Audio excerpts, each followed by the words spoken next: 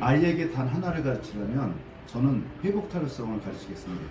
비는 누구에게나 다 내립니다. 근데 그 비를 맞고 기분이 좋다고 여기는 사람이 있는 반면에 오늘 하루 망쳤다고 생각하는 사람도 있거든요.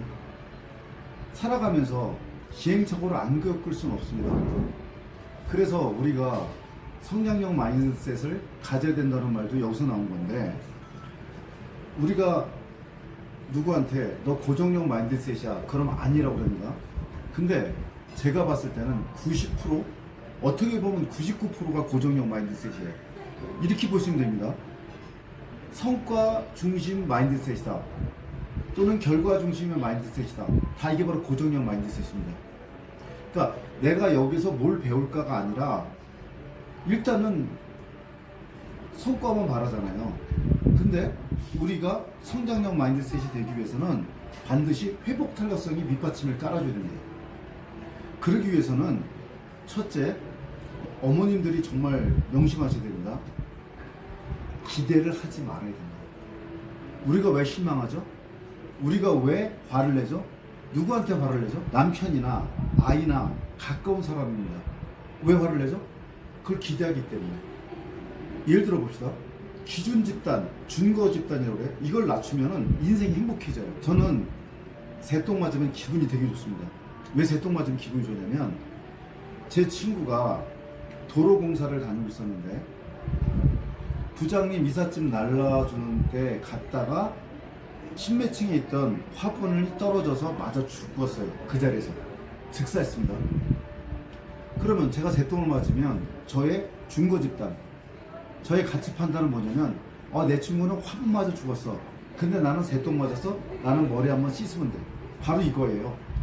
비는 누구나한테 다 내립니다. 그렇지만 그것을 어떻게 받아들이냐, 그러니까 인생은 사건이 아니라 해석이 달린 거거든요. 1985년에 스티브 잡스가 자기가 세운 회사부터 잘립니다. 그것도 누구한테 잘리냐? 스컬리라고 펩시콜라 CEO를 지냈던 사람한테, 원래 스컬리를 영입하기 위해서 3번이나 거절당했는데 마지막으로 뭐냐? 평생 설탕물이나 팔 거냐? 세상을 바꾸자. 그렇게 설득시켜서 데리고 왔어요, 스컬리를. 근데 스컬리가 주도해서 스티브 잡스가 잘립니다. 85년도에. 그리고 97년에 복귀하죠. 근데 복귀했던 이유가 뭔지 아십니까? 나가서 몇백억 갖고 편하게 산 게 아니라 스티브 잡스는 넥스트 컴퓨터라는 회사를 만들었어요. 물론 성공은 못했는데 새로운 운영 체계를 만들었습니다. 그리고 다 알다시피 픽사에 돈을 투자해가지고 결국은 대박을 치죠.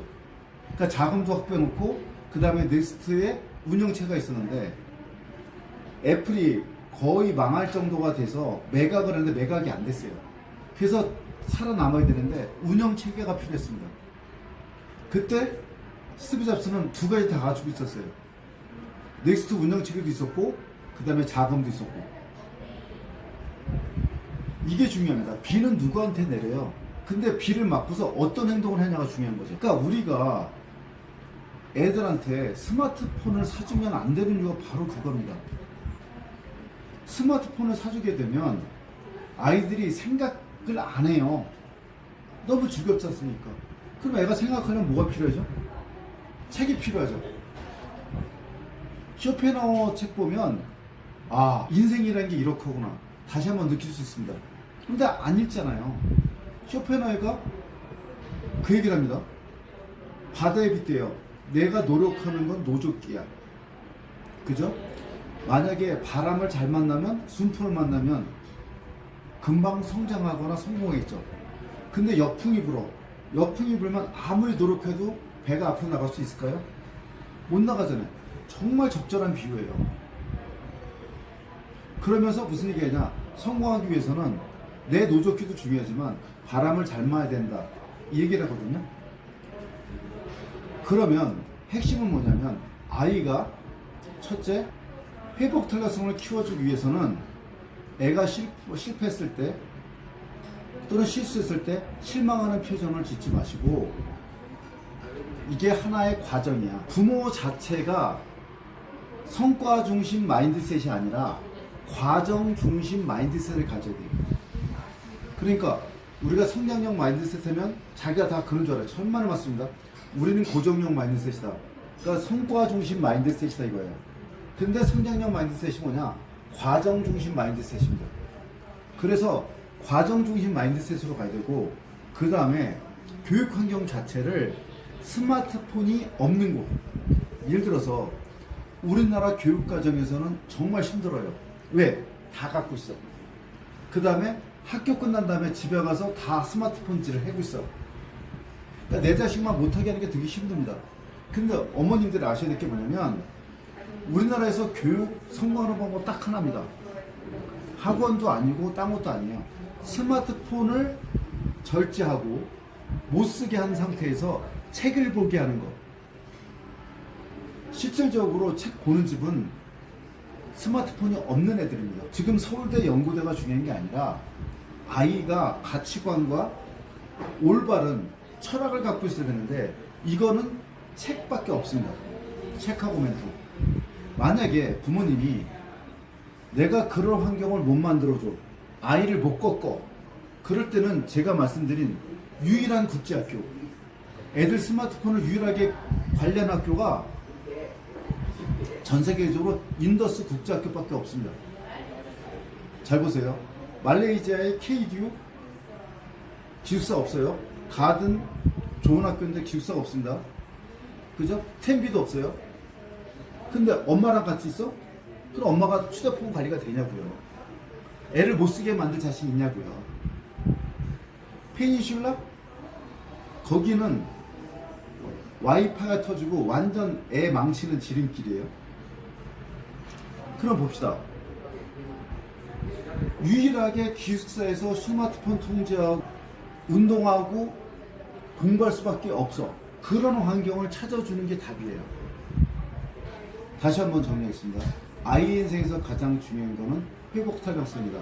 다시 말해서 성장형 마인드셋. 다시 바꿔 말하면 과정 중심 마인드셋이다. 지금 부모님의 성과 중심 마인드셋, 결과 중심 마인드셋, 이것이 고정형 마인드셋이고, 이걸 버려야 된다. 그리고 아이가 실수나 실패했을 때 오히려 그걸 축복해주고 여기서 뭘 배울 수 있을까를 생각해주는 그런 마인드셋을 가지고서 애를 대해주세요. 그러기 위해서는 스마트폰이 없어야 됩니다. 식당 가서 황당한 경우 많이 봐요. 가족이야. 4인 가족인데 엄마와 아빠만 얘기해. 애들은 스마트폰질하고 있어. 그게 무슨 의식이에요? 대화를 나누지 않는데. 어떤 집은 더 심해요. 아이가 이어폰을 꽂고 있어요. 그 말은 뭐예요? 나는 단절하겠다는 소리잖아요. 이런 애가 어떻게 사회생활 합니까? 그래서 제가 말씀드린 핵심 뭐냐면, 스마트폰을 못 쓰게 하든지, 아니면 못 쓰게 할 자신이 없으면 스마트폰을 안 쓸 수밖에 없는 그런 환경에 애를 넣어라. 그런 학교는 딱 한 군데 있다. 전 세계에서. 벵갈루루의 인더스 국제학교는 스마트폰 통제가 된다. 악역을 본인이 맡지 말고 그런 환경으로 아이를 넣어서 아이가 올바르게 성장할 수 있게끔 만들어라. 그게 진정 자녀를 위한 길입니다.